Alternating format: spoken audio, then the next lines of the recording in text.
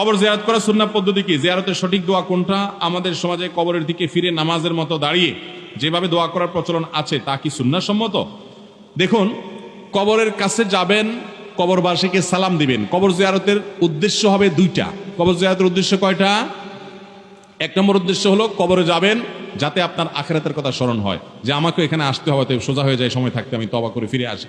নবী সাল্লাল্লাহু আলাইহি ওয়াসাল্লাম বলেছেন, জুরুল কুবুর ফাইন্নাহা তুযাক্কিরুকুমুল আখিরা ফাজুরুহাল আন ফাইন্নাহা তুযাক্কিরুকুমুল আখিরা। তোমরা কবর জিয়ারত করো, কারণ কবর তোমাদেরকে আখিরাতের কথা স্মরণ করে দিবে। এজন্য আমি যাব কবর জিয়ারত করতে। নাম্বার 2, কবর জিয়ারত করে এজন্য যাব যে ওখানে গেলে মুর্দা আছেন তাকে সালাম পেশ করব, তার জন্য শান্তির দোয়া করব। অর্থাৎ মুর্দার জন্য দোয়া করতে যাব আর নিজে আখিরাতের কথা স্মরণ করতে যাব, বাস কাম দুইটা।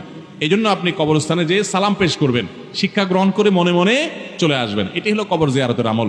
সেখানে গিয়ে অনেকে বলে যে দুরূদ শরীফ 12 বার পড়তে হবে, সূরা ইখলাস এতবার পড়তে হবে, সূরা ফাতিহা এতবার পড়তে হবে, সূরা আলহাকুমুত তাকাসুর এতবার পড়তে হবে। কবর জিয়ারতের এই ফরম্যাট নবী করিম সাল্লাল্লাহু আলাইহি ওয়াসাল্লাম থেকে কোনো হাদিস দ্বারা প্রমাণিত। তো যেটা নবী সাল্লাল্লাহু আলাইহি ওয়াসাল্লাম করেন নাই, এই সূরাগুলো তারা জানতেন, দুরূদ শরীফ তারা জানতেন, সাহাবায়ে কেরামরা করেন নাই, তাহলে সেক্ষেত্রে এটা আমরা করব কার নির্দেশে ভাই? কবর জিয়ারত করা যদি একটা আমল হয়, একটা ইবাদত হয়, সেই ইবাদত হবে মুহাম্মদ সাল্লাল্লাহু আলাইহি ওয়াসাল্লাম বাতানো পদ্ধতি অনুযায়ী, আমাদের মন গড়া হবে। অতএব কবরে গিয়ে সালাম পেশ করবেন, সালামুন আলাইকুম দারা কওমিল মুমিনিন, হে ঈমানদার অধিবাসীরা, তোমরা যারা এখানে শায়িত আছো তোমাদের শান্তি বর্ষিত হোক। ওয়া ইন্না ইনশাআল্লাহু বিকুম লালাহিকুন, নিশ্চয় আমরা তোমাদের পরে এখানে এসে যুক্ত হব, আমরাও চলে আসবো এখানে এক সময়। আনতুম সালাফুনা ওয়া নাহনু বিল আসার, তোমরা আগে গেলে আমরা তোমাদের পিছনে আসছি।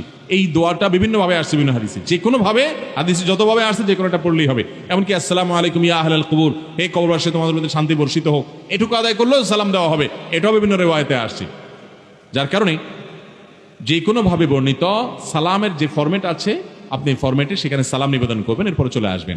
যদি সেখানে দাঁড়িয়ে আপনি দোয়া করতে চান, তাহলে কবরওয়ালার দিকে না, দোয়া হবে কিবলার দিকে, আল্লাহর কাছে। কার কাছে দোয়া হবে? আল্লাহর কাছে। আল্লাহ তাআলা আমাদেরকে শিরক মুক্ত ঈমান এবং আমল করার তৌফিক দান।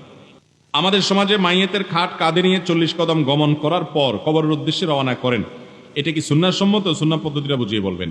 কবরে লাশের খাটিয়া কাঁধে করে নিয়ে যাবেন, 10 কদম পর পর লোক পাল্টাইতে হবে, বা 40 কদম পর পর লোক পাল্টাইতে হবে, কাঁধ পাল্টাইতে হবে, এ পাশেরটা ওই পাশে যাবে, এমন কোনো কথা কোরআন হাদিসে কোথাও আসে নাই। এগুলো আমাদের নিজেদের বানানো জিনিস। যার কাঁধে আছে ওই 4 জন কাঁধে নিয়েছেন, ওই একইভাবে ওই একই কাঁধে শেষ করে ফেলতে পারবেন। আপনার কাঁধে ব্যথা হয়ে গেছে, আরেকটা কাঁধ পাল্টাবেন, সেটা ভিন্ন কথা। তো ওইটার নামে কোরআন হাদিসের নাম দিয়েন না যে এত কদম গনে গনে করে তারপর পাল্টাইতে হবে।